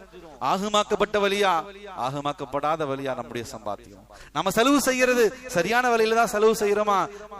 அல்லாஹ் ரசூலுக்கு வெறுப்பை, அவர்களுடைய அதிருப்தியை பெற்று தரக்கூடிய இடத்துல செலவு செய்யறோமா என்பதை எல்லாத்தையும் இந்த துன்யா நம்மளை மறக்கடிக்க செஞ்சிரும். எனவே இந்த துன்யா மேல ஆசை வைக்காதீங்க, இந்த துன்யாவை தேடி போகாதீங்க, இந்த துன்யா மேல ரொம்ப முகபத்து வைக்காதீங்க. அது ஈமானையும் இஸ்லாத்தையும் ஒண்ணும் இல்லாமல் ஆக்கிற நம்முடைய வாழ்க்கையில என்பதாக நபி ஸல்லல்லாஹு அலைஹி வஸல்லம் அவங்க எச்சரிக்கை செஞ்சிருக்காங்க. கனிமிக்கு அல்லாஹ்வுடைய நல்லடியாகலே செலவு செய்யக்கூடிய விஷயத்துல வீண் விரயங்கள், இன்னைக்கு காசு பணங்கள் தண்ணீரை போல செலவாகுது. ஆனா தண்ணீரை கூட நபி ஸல்லல்லாஹு அலைஹி வஸல்லம் அவங்க பார்த்து பார்த்து செலவு செய்ய சொல்லி தன் சஹாபாக்களை நபி அவங்க வழி நடத்தி இருக்காங்க. அது சாத் ரலியல்லாஹு தஆலா, சாத் இப்னு அபி வக்காஸ் ரலியல்லாஹு தஆலா அவங்க ஒது செஞ்சுக்கிட்டு இருக்காங்க. பிஸாதின் வஹுவ யதவல்லா, சாத் ரலியல்லாஹு தஆலா ஒது செஞ்சு கொண்டு இருந்தாங்க. அப்ப அந்த வழியாக பெருமானார் ஸல்லல்லாஹு அலைஹி வஸல்லம் அவங்க போனாங்க. சாத் ரலியல்லாஹு தஆலா அவங்க செய்யக்கூடிய ஒதுவை பார்த்து சொன்னாங்க, மஹாத ஷரஃப் யா சாத், சாதே இஸ்ராஃப் செய்றீங்கன்னு சொன்னாங்க, வீண் விரயம் செய்யறீங்க அப்படின்னு சொல்லி சொன்னாங்க. சாத் ரலியல்லாஹு தஆலா ஒன்னும் செய்யல, ஒது செஞ்சு கொண்டு இருந்தாங்க. தொழுகைக்காகவோ ஏதோ குர்ஆன் ஓதுறதுக்கு, அமல் செய்யறதுக்காக ஒது செஞ்சு கொண்டு இருந்தாங்க. என்ன வித்தியாசம் சொன்னா, கொஞ்சம் தண்ணீர் விரயமாகி கொண்டு இருந்துச்சு. அதுவும் எந்த இடத்துலனா ஓடக்கூடிய நீர் பகுதியாக இருக்கு, அதுலதான் தண்ணீர் எடுத்து ஒது செஞ்சுக்கிட்டு இருக்காங்க. அப்போ நபி ஸல்லல்லாஹு அலைஹி வஸல்லம் அவங்க சாதர் ரலியல்லாஹு தஆலா அவங்கள பார்த்து சொன்னாங்க, மஹாத ஷரஃப் யா சாத், நீங்க தண்ணீரை விரயமாக்குறீங்க, நீங்க வீண் விரயம் செய்யறீங்கன்னு சொன்னாங்க. அப்ப சாதர் ரலியல்லாஹு தஆலா நபி ஸல்லல்லாஹு அலைஹி வஸல்லம் அவங்கள பார்த்து கேட்டாங்க, அஃபில் வுது இஸ்ரஃப் யா ரசூலல்லாஹ், வுதுல போய் என்ன இஸ்ராஃப் இருக்கு? வுது தானே செய்யறேன், இதுல போய் நான் என்ன வீண் விரயம் செய்யறேன்? அப்ப நபி ஸல்லல்லாஹு அலைஹி வஸல்லம் சொன்னாங்க, ஓடும் நதியிலே நீங்கள் ஒது செய்தாலும், நீங்கள் ஓடக்கூடிய நதியிலே ஒது செய்தாலும், ஓடக்கூடிய ஆற்றிலே நீங்கள் ஒது செய்தாலும் அளவாக செய்யணும். கையை 3 முறை கழுவுனா 3 முறை தான் கழுவணும். 4வது முறையா நீங்க கையை கழுவுனீங்க சொன்னா அது இஸ்ராஃப். முகத்தை 3 முறை தான் கழுவணும், 4வது முறையா நீங்க கழுவுனீங்கன்னு சொன்னா அது இஸ்ராஃப். எனவே அந்த இடத்துல சாதர் ரலியல்லாஹு தஆலா அதுதான் செஞ்சிருந்தாங்க. கொஞ்சம் அதிகப்படியாக தங்களுடைய கைகால் முகங்களை ஒதுவுடைய அந்த சுன்னத்துகளுடைய அந்த தர்த்தீபை மாத்தி கொஞ்சம் செஞ்சிருந்தாங்க. எனவே நபி ஸல்லல்லாஹு அலைஹி வஸல்லம் சொன்னாங்க, வ இன் குன்த அலா நஹரின் ஜாரின், நீங்க ஓடுற நதியில ஒது செஞ்சாலும் அல்லாஹ் பாதுகாக்கணும், நீங்க அளவாக அமைப்பா தர்த்தீபா தான் செய்யணும். அதிகமாக தண்ணீரை நீங்க பயன்படுத்தினீங்கன்னு சொன்னா அது இஸ்ராஃப், அது வீண்விரயமாக இருந்து கொண்டிருக்கிறது என்பதாக பெருமானார் ஸல்லல்லாஹு அலைஹி வஸல்லம் அவங்க சாதர் ரலியல்லாஹு தஆலா அவங்களை எச்சரிக்கை செஞ்சாங்க. ஏனென்றால் கண்ணியமிக்க அல்லாஹ்வுடைய நல்லடியா வீண் விரயம் இருக்கு, அது வாழ்க்கையில பரக்கத்தை எடுத்துரும், நிம்மதியை எடுத்துரும், நம்முடைய செல்வத்தை, நம்முடைய வாழ்க்கை சூழ்நிலைகளை, அந்த நியமத்தை அல்லாஹ் கொடுத்த அந்த அல்கொடைய அதையும் பறிச்சிடும். ஹஸரத் முஆவியா ரலியல்லாஹு தஆலா நமக்கு தெரியும், ஒரு சிறந்த சஹாபி. பிற்காலத்தில் அவங்க அமீருல் முஃமினீன், அவங்க ஒரு ஹலீஃபாவாக இருந்தாங்க. ஹஸரத் ஹஸன் ரலியல்லாஹு தஆலா அவங்களுக்கு பிறகு அவங்க தான் இஸ்லாம் சாம்ராஜ்யத்தினுடைய 4 மாகாணங்களினுடைய மிகப்பெரிய ஹலீஃபா. அவங்க தன்னுடைய நண்பர் அபூதருல் கிஃபாரி ரலியல்லாஹு தஆலா, அபூதருல் கிஃபாரி ரலியல்லாஹு தஆலா அவங்கள பத்தி நாம ஹதீஸுடைய கிதாபுகளை படிச்சிருப்போம். ரொம்ப துறவியை போல வாழக்கூடியவர், உலகத்தை விட்டு பற்றற்ற ஒரு வாழ்க்கை, ஒரு இன்ச்சு கூட உலகத்தை எடுத்துக்கல அவங்க வாழ்க்கை அந்த அளவுக்கு மறுமையை நினைத்த அந்த பயணத்துக்குரிய வாழ்க்கையா இருந்துச்சு. எனவே இப்படி இருக்கக்கூடிய நம்முடைய தோழர் அபூதருல் கிஃபாரி ரலியல்லாஹு தஆலா அவங்களுக்கு நாம விருந்து கொடுக்கலான்னு சொல்லி ஹஸரத் முஆவியா ரலியல்லாஹு தஆலா அவங்க விருந்து ஒண்ணு ஏற்பாடு செஞ்சிருந்தாங்க. அந்த விருந்துக்கு ஹஸரத் அபூதருல் கிஃபாரி ரலியல்லாஹு தஆலா அவங்களையும் அழைச்சிருந்தாங்க. அபூதருல் கிஃபாரி ரலியல்லாஹு தஆலா விருந்துக்கு வராங்க. சில உணவு பண்டங்கள் எல்லாம் சமைத்து விருந்துக்காக வைக்கப்பட்டிருக்கு. ஒரு 2-3 வெரைட்டியில 2-3 பொருட்கள் எல்லாமே சமைத்து வைக்கப்பட்டிருக்கு. இதை பார்த்துட்டு ஹஸரத் அபூதருல் கிஃபாரி ரலியல்லாஹு தஆலா அவங்க சொன்னாங்க, வ இன் கான மின் பைத்தில் மால் ஃபஅன்த சாரிக், நீங்க அமீருல் முஃமினீனாக இருக்கலாம், அரசரா இருக்கலாம், மன்னர் ஹலீஃபாவாக இருக்கலாம், நீங்க இந்த விருந்துக்கு இவ்வளவு செலவு செஞ்சிருக்கீங்க, இவ்வளவு ஆடம்பரமான ஒரு விருந்து நீங்க ஏற்பாடு பண்ணிருக்கீங்க. ஒன்னும் பெருசா இல்ல, ஒரு 2 உணவு இருக்கு, 2 ஐட்டம் 3 ஐட்டம் உணவு இருக்கு, அவ்வளவுதான்.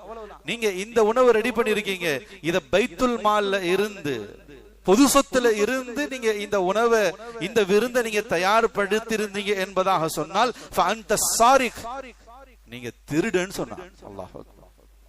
ஒரு கலீஃபா தன்னுடைய தோழருக்கு விருந்து கொடுக்கிறார், ஒரு 2-3 உணவுகள் அதிகப்படியாக செஞ்சு வச்சிருக்காங்க. எனவே ஹஸரத் அபூதருல் கிஃபாரி ரலியல்லாஹு தஆலா சொன்னாங்க, பைத்துல் மால்ல இருந்து நீங்க இதை எடுத்து செலவு செஞ்சிருந்தீங்கன்னு சொன்னா ஃபஅன்த சாரிக், நீங்க பைத்துல் மாலை திருடிட்டீங்கன்னு சொன்னாங்க. யாருக்கு தைரியம் இருக்கு?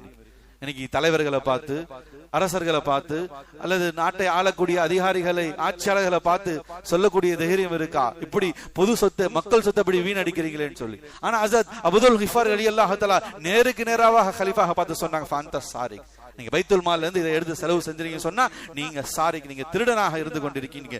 வ இன் கான மின் பைத்தில் அபி ஃபஅன்த முஸ்ரிஃப், இல்ல இது உங்க சொத்து, சொந்த காசு, உங்க அத்தா சம்பாத்தி வச்சது அல்லது நீங்க சம்பாத்தியம், அதிலிருந்து இந்த விருந்து, ஆடம்பரமான விருந்து நீங்க தயார் செஞ்சிருந்தீங்க சொன்னா ஃபஅன்த முஸ்ரிஃப், நீங்க வீண் விரயம் செஞ்சிட்டீங்க. இன்னல் முபத்திரீன கானு இஹ்வான ஷயாத்தீன், வீண் விரயம் செய்யக்கூடியவர்கள் ஷைத்தானுடைய சகோதரர்கள் என்பதாக ஹஸரத் அபூதருல் கிஃபாரி ரலியல்லாஹு தஆலா அவங்க எச்சரிக்கை செஞ்சுட்டு போயிட்டாங்க.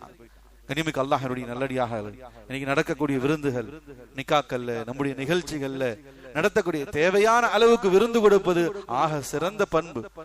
இல்லாதப்பட்டவர்களுக்கு உணவளிப்பது என்பது இந்த உம்மத்திலே இஸ்லாத்திலே மிக உயர்ந்த செயல் என்பதாக போற்றப்படும். ஆனால் வீண் விரயமாக 1க்கு 2ஆக 3ஆக அதிகப்படியான முறையிலே செலவுகளை செய்து ஆடம்பரமான விருந்துகள் 1000 கோடி 5000 கோடி செலவு செய்து நிக்காக்கள் அல்லாஹ் பாதுகாக்கணும். மிகப்பெரிய வீண் விரயம் மட்டுமல்ல, அது சமூக தீமை என்பதாக நம்முடைய உலமாக்கள் எச்சரிக்கை செய்கிறாங்க. கண்ணியமிக்க அல்லாஹ்வுடைய நல்லடியார்களே, உணவுப் பொருட்கள் அது அல்லாஹ் கொடுத்த பெரிய நிஅமத். நம்ம சாப்பிடுறோம், 3 வேளை சாப்பிடுறோம், எந்த இடர்பாடுகள் இல்லாம சாப்பிடுறோம். அல்லாஹுக்கு நம்ம அதிகமான முறையில் நன்றி செலுத்தணும். எத்தனையோ இடங்கள்ல அந்த வசதி வாய்ப்புகள் இல்லாத சூழ்நிலைகள் இருந்துகிட்டு இருக்கு. ஆனா கண்ணியமிக்க அல்லாஹ்வுடைய நல்லடியாக அந்த உணவுப் பொருட்கள் இன்னைக்கு உலகத்துல எவ்வளவு வீண் விரயமாக தெரியுமா? இன்னைக்கு ஒரு ஆய்வுல சொல்றாங்க, ஒரு ஆண்டுக்கு 9.31 கோடி டன் ஆண்டுக்கு உணவு வீணாகின்றது. அல்லாஹ் அக்பர். வீடுகள்ல 61%, உணவகங்கள், கடைகள், விழாக்கள், நிகழ்ச்சிகள் 31%, கிட்டத்தட்ட வருஷத்துக்கு 9.31 கோடி டன் உணவுகள் வீணாக குப்பைக்கு போகுதுன்னு சொல்றாங்க. அல்லாஹ்வுடைய பெரிய நிஅமத். கண்ணியமிக்க அல்லாஹ்வுடைய நல்லடியார்களே, ஒரு தனிநபர் தன்னுடைய வீட்டுல வருஷத்துக்கு 74 கிலோவும், வெளியில விசேஷத்துக்கு போறக்கூடிய இடத்துல கல்யாணத்திலேயோ நிகழ்ச்சிகள்லயோ வருஷத்துக்கு 47 கிலோ உணவை வீணடிக்கின்றார். வீணா குப்பைக்கு போகுது. சமைப்பதற்காக சாப்பிடுவதற்காக சமைக்கப்பட்ட உணவு அது அதிகப்படியாக விரயமாக பெண்கள் செய்த தவறோ செய்தவர்கள் செய்த தவறோ, ஆனால் அது சாப்பிடப்படாமல் வீணடிக்கப்படுகிறது.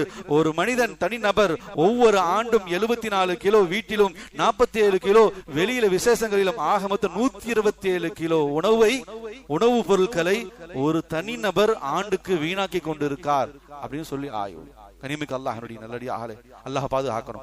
International food policy research institute IFBRI என்பதாக சொல்லுவாங்க. அதே போல international federation of red cross IFRC, இந்த 2 உலகளாவிய நிறுவனங்கள், உணவுத்துறையை சார்ந்த இந்த நிறுவனங்கள் ஆய்வு செய்து அறிக்கையை விடுறாங்க. ஆண்டுக்கு ஒவ்வொரு நாளும் 100 கோடி பேர் இந்த உலகத்துல இரவு உணவு இல்லாமல் தான் உறங்க போறாங்க. உலகளாவிய சர்வே 2 உணவு ஃபுட் ஃபெடரேஷன் என்பதாக உலகளாவிய இருக்கக்கூடிய உணவுத்துறை சார்ந்த அந்த அமைப்பகத்தினுடைய ஆய்வறிக்கை ஒவ்வொரு நாளினுடைய இரவிலும் 100 கோடி பேர் மக்கள் உலகத்துல இரவு உணவு இல்லாமல் தான் உறங்க சொல்கின்றார்கள். அதே மறுபக்கத்துல 40% உலகளாவிய முறையிலே சாப்பிட்ட சாப்பாடு செரிக்காமல் இரவுகள்ல தத்தளித்துக் கொண்டிருக்கக்கூடியவருடைய கூட்டமும், வரையற்ற கட்டுப்பாடற்ற உணவு முறைகளால் உடல் பருமனாகியும் இறக்கக்கூடியவர்களுடைய எண்ணிக்கை ஆண்டுக்கு 40% அதிகமாகி கொண்டிருக்கு. இமாம் கஸாலி ரஹ்மத்துல்லாஹி அலைஹி அவங்க சொன்னாங்க அழகாக ஒரு வார்த்தை. ஒரு வீட்டுல ஒருத்தன் சாப்பிட்டு மூச்சு முட்டை சாப்பிட்டுட்டு திணறி கொண்டிருக்கான். அதனுடைய பாதிப்பு மறுமுனையில மறு தெருவில பசி பட்டினியால் வாடிக்கொண்டிருக்கின்றான். இரண்டும் ஒத்து பார்த்துக் கொள்ளுங்கள் என்பதாக சொல்லி கஸாலி ரஹ்மத்துல்லாஹி சொன்னாங்க. எந்த அளவுக்கு வீண் விரயங்கள் இன்னைக்கு உணவு அல்லாஹ் கொடுத்த எவ்வளவு பெரிய பெருமதியான ஒரு பாக்கியமாக இருக்கு. ஆனா இன்னைக்கு எந்த அளவுக்கு அது வீணடிக்கப்பட்டு கொண்டு இருக்கு, எந்த அளவுக்கு வீணான முறையில அது செலவாக்கப்பட்டு கொண்டு குடும்பத்துல வீட்டுல விசேஷங்கள்ல எத்தனையோ கோடிக்கணக்கான ரூபாய்கள் உணவுகள் வீணாகி கொண்டு குப்பைக்கு போயிட்டு இருக்கு. அல்லாஹ் பாதுகாக்கணும். கனிமிக்க அல்லாஹ்வுடைய நல்லடியார்களே, நமக்கு எல்லாம் தெரியும் 2002 குஜராத்ல மிகப்பெரிய ஒரு இனப்படுகொலை நடந்துச்சு. முஸ்லிம் சமுதாயத்துக்கு எதிரான மிகப்பெரிய படுகொலை. ஒரு கர்ப்பிணி பெண்ணினுடைய வயிற்றை கிழித்து அந்த சிசுவையும் கொலை செஞ்சான். அல்லாஹ் பாதுகாக்கணும். இதெல்லாம் செஞ்சவங்க கிட்ட அதுக்கு பிறகு போய் விசாரணை செஞ்சான். ஏப்பா இதெல்லாம் செஞ்சீங்க? உங்களுக்கு மத்தியில ஒரு குழப்பம் ஏற்பட்டுடுச்சு, சண்டையாயிடுச்சுன்னா எல்லாத்துக்கும் ஒரு எல்லை இருக்கு. இது எல்லை மீறி இரக்கமற்ற நிலையில ஒரு சிசுவை கருவறைக்குள் இருக்கக்கூடிய குழந்தைய கூட எடுத்து இப்படி பண்ணிருக்கீங்களே, உங்க மனிதம் அந்த இரக்கம் எங்க போச்சு அப்படின்னு சொல்லி கேட்டான். அப்ப அந்த செயல்களை செய்தவர்கள் சில பேர் சொன்னாங்க, எங்களுக்கு இரக்கம் இல்லாமல்லாம் இல்ல, நாங்களும் மனிதர்கள் தான், ஆனா எங்களுக்கு வெறுப்பு ஏற்பட்டுடுச்சு. ஒரு பக்கம் வெறுப்பு ஊட்டப்பட்டது முஸ்லிம் சமுதாயத்தின் மீது, அவர்கள் மீது உண்டான வெறுப்பை எங்களுக்கு அதிகப்படுத்தினாங்க. ஒண்ணு. இன்னொன்னு, நாங்கள் அதிகமாக முஸ்லிம்கள் வாழக்கூடிய பகுதியில தான் வாழ்றோம். ஒவ்வொரு நாளும் வகை வகையான, நாங்கள ஏழ்மையில் இருக்கக்கூடியவங்க, அப்படிப்பட்டவங்களை தான் ஏவி விட்டாங்க இப்படிப்பட்ட செயல்களுக்கு. எனவே நாங்கெல்லாம் ஏழ்மையில இருக்கக்கூடியவங்க. ஆனா முஸ்லிம்களுடைய வீடுகள்ல வகை வகையான உணவுகள் எல்லாமே தயார் செய்யப்படும். அவங்க சாப்பிடுவாங்க. சாப்பிட்டது போக மீதி அண்டாவாக மீதமாகும். மீதமானதை எங்களிடத்துல கொடுத்திருந்தா அதை வாரக்கணக்கில் வச்சு நாங்க சாப்பிட்டு இருப்போம். கண்ணியமிக்க அல்லாஹ்வுடைய நல்லடியார்களே, உண்மையான ஸ்டேட்மெண்ட். மீதமாக கூடிய அந்த உணவை எங்களுக்கு கொடுத்திருந்தா நாங்க ஏழை குடிசையில எங்க பிள்ளைகள் பசியிலையும் பட்டினியிலையும் வாடிக்கிட்டு இருக்கு. வசதி இல்ல, செல்வம் இல்ல, காசு பணம் இல்ல, ஒருவேளை உணவு கொடுக்கறதுக்கு கூட வசதி இல்லாத சூழ்நிலையில நாங்க அந்த சந்தர்ப்பத்துல இருந்தோம். எனவே அவங்க சாப்பிட்டது போக மீதமான அந்த உணவு, அந்த குப்பையில கொண்டு போய் கொட்டின அந்த உணவை எங்களுக்கு கொடுத்திருந்தா கூட நாங்க பல நாட்களுக்கு பல வாரங்களுக்கு அந்த உணவை பதப்படுத்தி சாப்பிட்டு எங்களுடைய பிள்ளைகள் வயிறு நிறைய சாப்பிட்டிருக்கோம். ஆனா கேட்டா கூட தர மாட்டாங்க. முஸ்லிம்கள் கேட்டா கூட தரல, எங்களை விரட்டி அடிச்சாங்க. எனவே அந்த வெறுப்புணர்வு எங்களுக்கு அதிகமா இருந்துச்சு. அதற்கு கொஞ்சம் ஒரு படி ஒரு உத்வேகமாக எங்களுக்கு அவர்கள் மீது, இஸ்லாமியர்கள் மீது வெறுப்புணர்வை சில பேர் விதைச்சாங்க. அதனுடைய விளைவாக நான் இதை செஞ்சேன்னு சொன்னாங்க. கண்ணியமிக்க அல்லாஹ்வுடைய நல்லடியார்களே, நபி ஸல்லல்லாஹு அலைஹி வஸல்லம் அவங்க சொன்னாங்க, ஐயுல் இஸ்லாமி கைருன், இஸ்லாத்தினுடைய ஆக சிறந்த செயல் என்ன தெரியுமா? துதுஇமுத் தஆம், உணவு கொடுப்பது. தனக்கு இல்லாதப்பட்டவர்களுக்கு, குறிப்பாக அண்டை வீட்டார்கள் முஸ்லீம் அல்லாதவர்களாக இருந்தாலும் உணவுகளை கொடுங்க. உணவுகளை சாப்பிடும் போது உள்ளங்களும் பரிமாறும். இரண்டு உள்ளங்களும் இணையது உணவுகளை சாப்பிடும் போது. குடும்பத்துல ஒன்னா உட்காந்து, நபி அவங்க சாப்பிடறதுக்கு வழிமுறை கற்றுக் கொடுத்தாங்க. ஒன்னா உட்காந்து சாப்பிட. எந்த குடும்பத்துல சண்டை சச்சரவு அதிகமா இருக்கோ நபி அவங்க சொல்லி கொடுத்த வழிமுறை, ஒரு நாளைக்கு ஒரே ஒரு வேளை உணவாச்சு ஒன்னா உட்காந்து ஒரே தட்டுல சாப்பிடுங்க. அப்ப அந்த உள்ளங்கள், கணவன் மனைவி பிள்ளைகளுக்கு மத்தியில அந்த இருக்கக்கூடிய கருத்து வேற்றுமைகள் கலையும் என்பதை நபி அவங்க சொன்னாங்க. கண்ணியமிக்க அல்லாஹ்வுடைய நல்லடியாக வீண் விரயமாக அந்த உணவுகள் போனதனுடைய விளைவு எப்பேற்பட்ட ஒரு இன படுகொலையை இந்த சமுதாயம் சந்திச்சிருச்சு. பல காரணங்கள் இருந்தாலும் மைய காரணமாக இது இருந்து கொண்டிருக்கிறது. கண்ணியமிக்க அல்லாஹ்வுடைய நல்லடியாக அல்லாஹ் கொடுத்த காசு வரும், அந்த செல்வத்தை அல்லாஹ் விரும்பக்கூடிய வழியில செலவு செய்யணும். வீணான விதத்தில் நம்முடைய காசு வரங்கள் செலவாகும் போது அல்லாஹ் பாதுகாக்கணும். அல்லாஹுடைய உதவியும் இல்லாமல் போயிடும், பரக்கத்தும் இல்லாமல் போயிடும். நம்முடைய செல்வத்துல நஷ்டத்தை, இருக்கக்கூடிய அந்த நிஅமத்தை அல்லாஹ் பறிக்கக்கூடியவனாக ஆயிடுவான். கண்ணியமிக்க அல்லாஹ்வுடைய நல்லடியார்களே, இதுல மிக முக்கியமான விஷயம், நெக்ஸ்ட் ஜெனரேஷன், அடுத்த தலைமுறை, நம்முடைய சந்ததிகள், இவங்களுக்கு நம்ம எதை கொண்டு போய் சேர்க்கிறோம், எதை கற்றுக் கொடுக்கிறோம், எதை அவங்களுக்கு பழகி தரோம். இன்னைக்கு வரம்பு மீறி எதெல்லாம் பிள்ளைகள் கை நீட்டதோ அதெல்லாம் வீட்டு அலமாரியில இருந்துகிட்டு கை நீட்டியதெல்லாம் வாங்கி கொடு. வசதி இல்லைனாலும் கஷ்டப்பட்டு கடன்பட்டாவது பிள்ளைகள் கேட்டாங்க, அதனால உடனே வாங்கி கொடுத்துடலாம். ஒரு காலம் இருந்துச்சு, நம்ம எல்லாத்துக்குமே தெரியும். என் வயசுல, என் வயசோட மூத்தவங்க அல்லது என் வயசுல கொஞ்சம் இளையவங்க எல்லாத்துக்குமே தெரியும் எப்பேற்பட்ட சிரமமான சூழ்நிலையில நாம வாழ்ந்தோம். அந்த சூழ்நிலை இன்னைக்கு நம்முடைய பிள்ளைகளுக்கு நம்ம எடுத்து சொல்ல தயாராக இல்லை. வீட்டு சூழ்நிலை என்ன, நான் எப்படி கஷ்டப்படுறேன், குடும்பம் எவ்வளவு கஷ்டத்துல இருக்கு, ஒரு ரூபாய் சம்பாதிக்கணும்னா எவ்வளவு சிரமம் பண்ணும். கண்ணியமிக்க அல்லாஹ்வுடைய நல்லடியார்களே, ஒரு காலத்துல, நம்முடைய காலத்துல, நான் என்னுடைய காலத்துல சொல்றேன், வருஷத்துக்கு ஒரு புது ட்ரெஸ், வருஷத்துக்கு ரமலான்ல ஒரு புத்தாடை கிடப்பதே அதிசயம். ஒரு செப்பல் 3, 2, 4, 5 ஆண்டுகள் பயன்படுத்திய காலங்கள்லாம் இருக்கு. ஒரே ஒரு செப்பலை வாங்கி 3 வருஷம் 4 வருஷம் பயன்படுத்திய காலங்கள். ஸ்கூலுக்கு போகும்போது எக்ஸாம் பேட், அந்த பரீட்சை அட்டை, அது கடையில வாங்கி கொண்டு போய் எழுதுனதா. நான் படிக்கிற 10வது படிக்கிற வரைக்கும் எக்ஸாம் பேட் யூஸ் பண்ணதில்லை. காலண்டர் அட்டை தான் எக்ஸாம் பேடா இருந்துச்சு. புத்தகங்களுக்கு அட்டை போட சொல்லுவாங்க, காக்கி அட்டையோ இன்னைக்கு பாலித்தீன் அட்டையோ இன்னைக்கு போடப்படுது. ஆனா அன்னைக்கு நியூஸ் பேப்பர்களை தான் அட்டையா போட்டுட்டு போகும். குடும்பத்துடைய சூழ்நிலை. கண்ணியமிக்க அல்லாஹ்வுடைய நல்லடியாக பெருமையாக சொல்லுவாங்க நம்முடைய முன்னோர்கள், எங்க வீட்டுல 10 குழந்தைங்க 12 குழந்தைங்க அப்ப இருந்தாங்க, என் கூட பிறந்தவங்க 10 பேர் 12 பேர் என்பதாக பெருமையா சொல்லுவாங்க. 10-12 பேர் இருந்தாங்க. சமமான பாசம் பங்கிடப்பட்டுச்சு, சமமான செலவு இருந்துச்சு. வரம்பு மீறிய செலவுகளுக்கு பழக்கப்படுத்தப்படவே இல்லை. அந்த காலத்துல வரம்பு மீறிய செலவு, அப்படி கேட்கறதுக்கே தைரியம் இருக்காது. அத்தா கிட்ட இதை வாங்கி கொடுங்க, அதை வாங்கி கொடுங்க என்று கேட்கறதுக்கே தைரியம் இருக்காது. இன்னைக்கு ஒவ்வொரு மாசமும் குடும்ப பட்ஜெட், சிலிண்டருக்கு செலவாகுது, கரண்ட் பில் செலவாகுது, மாசம் மல்லிகை ஜாமானுக்கு செலவாகுது. இது எல்லாத்த விட ஒரு பெரிய தலைவலி என்னன்னு சொன்னா, அல்லாஹ் பாதுகாக்கணும், நம்முடைய மழலைகளை அல்லாஹ் பாதுகாக்கணும். தினம் பிரச்சனைன்னு சொன்னா பென்சில் பிரச்சனை. எல்லா வீடுகள்ல, எந்த வீடுகள் எல்லாம் LKG, UKG, pre-KG, first standard, second standard படிக்கக்கூடிய பிள்ளைகள் இருக்காங்களோ, டெய்லியும் ஒரு பென்சில் வாங்கி கொடுக்கறதுக்கு ஒரு பெரிய பட்ஜெட்டே போட்டாங்க. சிலிண்டர் வாங்குறது பிரச்சனை இல்ல, கரண்ட் பில் கட்டுறது பிரச்சனை இல்ல, மளிகை ஜாமான் வாங்குறது பிரச்சனை இல்ல, டெய்லி ஒரு பென்சில். அப்படி பழக்கப்படுத்தி வச்சிருக்கோம். பிள்ளைகள் எதெல்லாம் ஆசைப்படுது தொலைச்சிட்டு வந்து அடுத்து வாங்கி கொடுக்க அத்தா தயார், அம்மா தயார், எப்படியோ தயார். ஆனா இப்படி நாம அன்னைக்கு பழக்கப்படுத்தப்படல.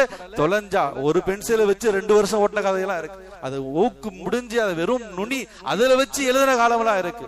கண்ணியமிக்க அல்லாஹ்வுடைய நல்லடியார்களே, நாம் நகர்ந்து சென்று கொண்டிருக்கக்கூடிய காலகட்டம் குழப்பமான காலகட்டம். நிலைகள் மாறுது. நாம சமீப காலத்துல துர்க்கியில பார்த்தோம், ஒரு நிலநடுக்கம் கிட்டத்தட்ட 70 அப்பார்ட்மெண்ட்டுக்கு 7 லட்சம் கோடி ரூபாய்க்கு சொந்தமான ஒரு சொந்தக்காரருடைய 70 அப்பார்ட்மெண்ட்டுகள் ஒரே இரவுல தரமட்டமாச்சு. மறுநாள் காலையில அந்த காப்பகங்கள்ல அவருக்கு கொடுக்கப்பட்ட அந்த பிரெட் ரொட்டி துண்டு, ஒரு சின்ன பிரெட் பாக்கெட், அதுதான் அவர் கையில மிஞ்சியது. உலகத்துடைய சூழல் என்னைக்கு வாழ்க்கை சூழ்நிலை எப்ப எப்படி மாறும் எதுவுமே தெரியாது. எனவே கண்ணியமிக்க அல்லாஹ்வுடைய நல்லடியார் நம்முடைய பிள்ளைகளுக்கு நல்ல வசதி வாய்ப்பு சூழ்நிலைகளை ஏற்படுத்தி கொடுக்கறதுல எந்த தப்பும் இல்லை. ஆனா அதே சந்தர்ப்பத்துல கஷ்ட நஷ்ட நிலைமைகள் மாறி போச்சு. நம்ம எல்லாத்தையும் சந்திச்சு வந்திருக்கோம். ஒரு கட்டத்துல ஒரு சில காலம் சந்தோஷமா இருந்திருப்போம், வசதியா இருந்திருப்போம். அப்படியே ஒரு கட்டம் டவுன் ஆச்சு. அந்த கஷ்டத்தையும் பழகணும், சந்தோஷத்தையும் பழகணும். ஏன்னா இந்த நிலைகளை நம்முடைய பிள்ளைகளுக்கு பழகி கொடுக்கணும். ஏன்னா வரக்கூடிய காலங்கள் என்ன வேணாலும் ஆகலாம். கஷ்டமான ஒரு சூழ்நிலை, ஒரு நிலை, ஒரு பொருளாதார நெருக்கடி ஏற்பட்டுச்சு. அதை சமாளிக்கணும்னா அதுக்கு பழக்கப்படுத்தி வச்சிருக்கணும். இல்லைன்னு சொன்னா பெரிய ஆபத்துல கொண்டு பிள்ளைகளுக்கு குடும்ப சூழ்நிலையை கற்றுக் கொடுக்கணும். வடநாட்டுல ஒரு பெரிய செல்வந்தர் இருந்தார், கோடீஸ்வரர். தன்னுடைய மகன் படிச்சு எல்லாம் முடிச்சு வந்ததுக்கு அப்புறம் தன்னுடைய மகனிடத்துல சொன்னார், நீ என்னுடைய கம்பெனிக்கு சிஇஓவாக மாறணும் அல்லது எம்டி மேனேஜிங் டைரக்டரா மாறணும்னு சொன்னா உன்னுடைய திறமையால அதுக்கு வரணும், அதுக்கு தகுதி வேணும். நீ உள்ள வந்து நான் சம்பாதியத்தை எல்லாத்தையும் அழிச்சிட்டு போயிட்டினா, எனவே நீ போ, இந்த நாட்டுக்குள்ள எங்க வேணாலும் போ, உன் படிப்பை பயன்படுத்தக்கூடாது, என் பேரை பயன்படுத்தக்கூடாது, போய் சம்பாதி, நானா பார்த்து உன்னை கூப்பிடுவேன், அன்னைக்கு வா, என்னுடைய இந்த லட்சக்கணக்கான கோடிக்கணக்கான இந்த கம்பெனிக்கு நீ தான் செய்வோம். மகன் அனுப்பிச்சு விட்டார். அங்க எங்க அறிஞ்சு கடைசியாக கேரளாவில் ஒரு டீ கடை. ஏன்னா படிப்பையும் நான் படிச்ச கிராஜுவேட்டுங்க, நான் பெரிய ஏர்நாட்டிக் முடிச்சு, உன் படிப்பை கூட பயன்படுத்த கூடாது, எப்படியோ சம்பாதி, எப்படியோ நீ மேல வா, அப்புறம் உன்னை கூப்பிடுறேன். எனவே கடைசியாக கேரளாவில் ஒரு டீ கடையில அவருக்கு வேலை கிடைச்சிச்சு. 4 வருஷம் தன்னுடைய மகன், கோடீஸ்வரருடைய மகன், டீ கடையில வேலை செய்கிறார். கடைசியாக 4 வருஷம் கழிச்சு தன்னுடைய மகனை வந்து பார்த்து அவனுடைய பக்குவ நிலைகள் எல்லாத்தையும் புரிஞ்சு தன்னுடைய மகனை கொண்டு போய் திரும்பவும் தன்னுடைய கம்பெனியில உயர்ந்த பொறுப்புல கொண்டு போய் உட்கார வச்சார். கண்ணியமிக்க அல்லாஹ் அப்படி எல்லாத்தையும் செய்யணும்னு சொல்லல, கொஞ்சமாச்சு குடும்பத்தினுடைய சூழ்நிலைகள் என்ன, இன்னைக்கு உலகத்தினுடைய நிலைப்பாடு என்ன, காசு பணத்தினுடைய கஷ்ட நஷ்டங்கள் என்ன, பொருட்களுடைய சூழல்கள் வாங்குறது எவ்வளவு கஷ்டம், இதை பிள்ளைகளுக்கு, மனைவிமார்களுக்கு, பெண்களுக்கு நாம பழக்கப்படுத்தலன்னு சொன்னா நிர்பந்தமான சூழ்நிலை வரும்போது நம்மள சும்மா விட மாட்டாங்க. அப்ப வாங்கி கொடுத்து எப்பயும் வாங்கி கொடு. நீ கஷ்டப்பட்டா என்ன, நீ கஷ்டப்படலனா என்ன, நீ சிரமப்பட்டா என்ன, சிரமப்பட்டா என்ன, எங்களுக்கு தேவையான நீ வாங்கி கொடுப்பா அப்படின்னு சொல்லிட்டு போயிடுவான். அந்த நிலைக்கு நம்ம ஆளாக கூடாது. உமர் இப்னு அப்துல் அஜீஸ் ரஹ்மத்துல்லாஹி அலைஹி அவங்க ஒரு பெரிய கலீஃபா, 2ஆம் உமர் என்பதாக போற்றப்படும். அவங்களுடைய மகன் வீட்டுக்கு அழுதுகிட்டே வர்றாரு மதுசால. தாய் ரொம்ப பரிதவிச்சு போயிட்டாங்க. உமர் இப்னு அப்துல் அஜீஸ் ரஹ்மத்துல்லாஹுடைய மனைவி தன்னுடைய மகன் அழுதுகிட்டே வரான். என்னப்பா? கிழிஞ்ச சட்டை. கலீஃபா, அந்த நாட்டினுடைய கலீஃபா, இஸ்லாம் சாம்ராஜ்யத்தினுடைய மிகப்பெரிய கலீஃபா, கிழிந்த ஒட்டு போட்ட ஆடைகளை அணிஞ்சுக்கிட்டு மதரசாக்கு போயிருக்கார். பிள்ளைகள் எல்லாம் கேலி பண்ணாங்கட்டு அழுதுகிட்டு வந்துட்டார். மனைவி கணவரிடத்துல சொல்றாங்க, பாருங்க, ஒரு சாதாரண உங்களுக்கு கீழே வேலை செய்யக்கூடிய சிப்பாயினுடைய மகன் கூட நல்ல சட்டை போட்டுட்டு போயிருக்கான், நீங்க ஜனாதிபதி, உங்க பிள்ளை கிழிஞ்ச சட்டை போட்டு போயிருக்கான்னு சொல்லி மகன் அழுதுட்டு வந்துட்டு இருக்கா, நீங்க சொல்லுங்க. எனவே உமர் இப்னு அப்துல் அஜீஸ் ரஹ்மத்துல்லாஹி அலைஹி அவங்க பைத்துல் மால் பொறுப்பாளி இடத்துல போனாங்க, நிதி அமைச்சர்கிட்ட போனாங்க. கொஞ்சம் அடுத்த மாசம் கிடைக்கக்கூடிய என்னுடைய சம்பளத்தை கொஞ்சம் அட்வான்ஸா கொடுங்களேன். அட்வான்ஸ் ஒன்னு ஒரு 10 நாள் இருக்கு, அதுக்கு முன்னாடி ஒரு அட்வான்ஸா ஒரு தொகையை கொடுங்க, என் பிள்ளை அழுதுகிட்டே வந்திருக்கான், அவனுக்கு ஒரு நல்ல சட்டை எடுத்து கொடுக்கணும். அப்ப அந்த நிதி அமைச்சராக இருந்தவர் கேட்டார், சரி நான் கொடுக்கறேன், நீங்க ஜனாதிபதி, நீங்க கேட்டா எவ்வளவு வேணாலும் நான் கொடுக்கணும், அதுதான் என் கடமை, ஆனா ஒரு உத்தரவாதம் கொடுங்க, அடுத்த மாசம் சம்பளத்தை கேட்கறீங்க, ஒன்னு 10 நாள் இருக்கு, நீங்க திருப்பி சம்பளம் வாங்கின உடனே திருப்பி தரேன்னு சொல்றீங்க, அந்த 10 நாள் வரைக்கும் நீங்க ஹயாத்தா இருப்பீங்களா? நீங்க உயிரோடு இருக்க முடியுமா? ஏன்னா பைத்துல் மால்ல இருந்து எடுத்து கொடுக்குறேன், நீங்கள் நாளைக்கு எல்லா இடத்துல பதில் சொல்லி ஆகணும், நானும் பதில் சொல்லி ஆகணும். 10 நாள் நான் உயிரோட இருந்து அந்த முழு சம்பளத்தை வாங்கி உனக்கு அந்த காசை தருவேன், உங்களால உறுதியாக சொல்ல முடியும் சொன்னா நான் திருப்பி தரேன், நீங்க கேட்கக்கூடிய தொகையை தரேன். அன்னைக்கு மக்கள், ஆட்சியாளர்கள், அதிகாரிகள், அரசர்கள் இந்த அளவுக்கு எளிமையாக சிக்கனமாக இருந்தாங்க, மக்கள் நல்லா இருந்தாங்க. இன்னைக்கு ஆட்சியாளர்கள், அதிகாரிகள், அரசர்கள், பொறுப்பில் இருக்கக்கூடியவங்க நல்லா இருக்காங்க, மக்கள் நல்லா இல்லை. கண்ணியமிக்க அல்லாஹ்வுடைய நல்லடியார்களே, அல்லாஹ் நமக்கு வசதி வாய்ப்புகளை கொடுத்திருக்கான்னு சொன்னா அதை வீண் விரயமா ஆக்கிடக்கூடாது, எந்த விதத்திலும் அதை இஸ்ராஃபாக ஆக்கிடக்கூடாது. எப்போ எந்த பொருள், அது தண்ணீராக இருக்கட்டும், உணவாக இருக்கட்டும், காசு பணமாக இருக்கட்டும், எங்க அது இஸ்ராஃபா வீண் விரயமாக செலவாகுதோ அல்லாஹ் பாதுகாக்கணும். அதுல அல்லாஹ்வுடைய உதவி பரக்கத்தை எடுக்கப்பட்டும், மாறாக அந்த செல்வத்தை அவர் கொடுத்திருக்கக்கூடிய அந்த நியாமத்தை அந்த வசதி வாய்ப்பை அல்லாஹ் அடியோடு பிடுங்கிடுவான் என்பதாக குர்ஆன்ல எச்சரிக்கப்பட்டிருக்கு. அல்லாஹ் ஜல்ல சுப்ஹானஹு வ தஆலா நம் அனைவர்களையும் பாதுகாப்பானாக. அல்லாஹ்வுக்கு பொருத்தமான வாழ்க்கையை வாழக்கூடிய நல்லடியார்களாக அல்லாஹ் நம்மை கபூல் செய்வானாக.